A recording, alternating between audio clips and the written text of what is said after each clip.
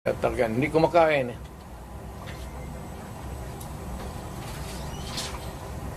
Pero yung sa Congress, wala muna akong may ano.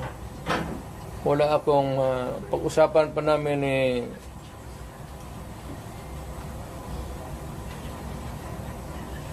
How not to, pinag-usapan namin ngayon eh Martin Delgra, pati ni puro kami abogado, is how not to destroy a republic.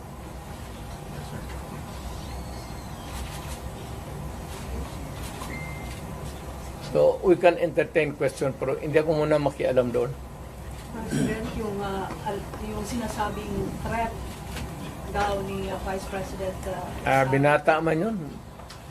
Ako, utro rin itong PSJ patay nila. Siyempre, pagka ganong init ng, sino ba naman hindi mag-init ng ulo? Alam mo si Inday. Pero si Inday, siguro, may nagsabi sa kanya,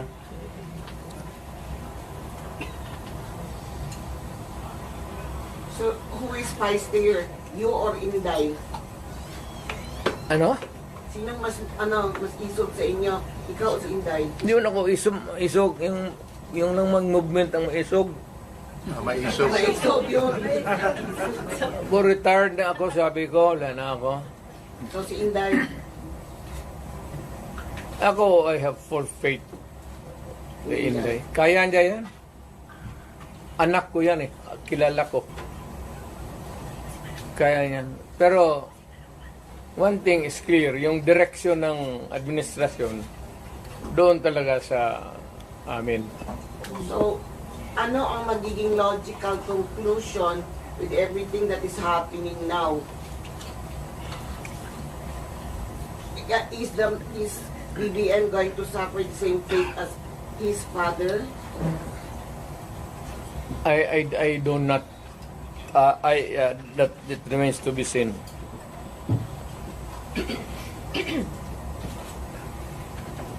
Mayor, is it not a good idea for Vice President Sara to just answer the questions that are being posed by the... Nag-a-answer nga ng question sila eh. Yung quad man hanggang sira. Yung how did she Yes, pina-explain nga niya muna yung ano niya. Kasi hindi pa tapos ang COA. Kaya niya sinulatan na huwag mag-entertain, magkuha ng papel kasi yung documents are with COA. So that if COA would, 6 months yan eh, if COA would be asking additional documents, hindi sila magkandarapa, maghanap kasi nandyan na lahat. Iniimbestiga na nga eh. Eventually, mag-testify yan siya. Pero yung mga documents muna, hindi yan trabaho ng... Sir, may mga nag-comment na po sa social media na people power na lang daw po. Is it possible? De, wag. Alam mo, dumaan ako pagka-presidente.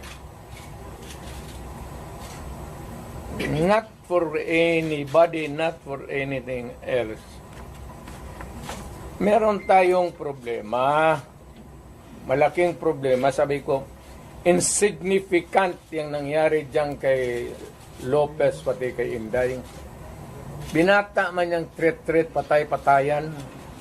Pati itong luko-lukong Malacanang, ang problema ng isa pa dyan, yung National Security Advisor ko noon, si Anyo. Alam mo naman yan, hindi namin kaya yan.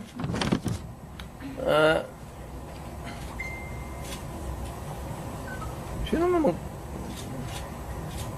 Ang gusto nila ipalabas palalabasin mayor na nagnakaw ng pera si Vice. Wala pa nga audit eh. Gusto na nila palabasin ganon. Tama yung kay Inday. Because according to her, sabi ni pasensya ka na dyan. Kaya ikaw yung forerunner sa presidency.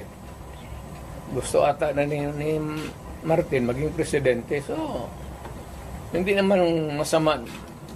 Kaya ayaw ko magsalita because everybody has the right to dream. If Inday wants to be also, she can also dream. So wala tayong ano dyan.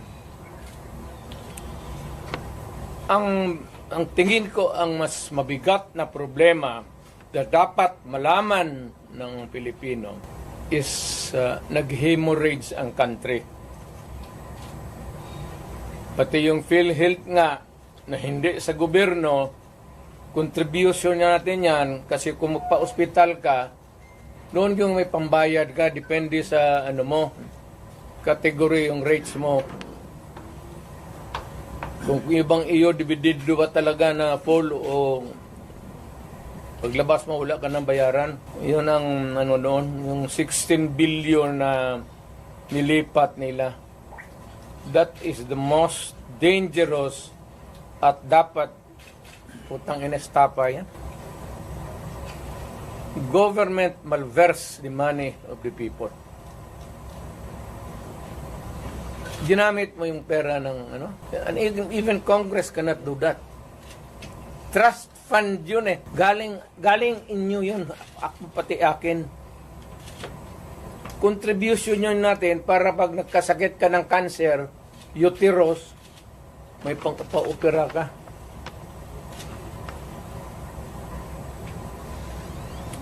Ang ating PhilHealth funds natin lahat was about 8.9 billion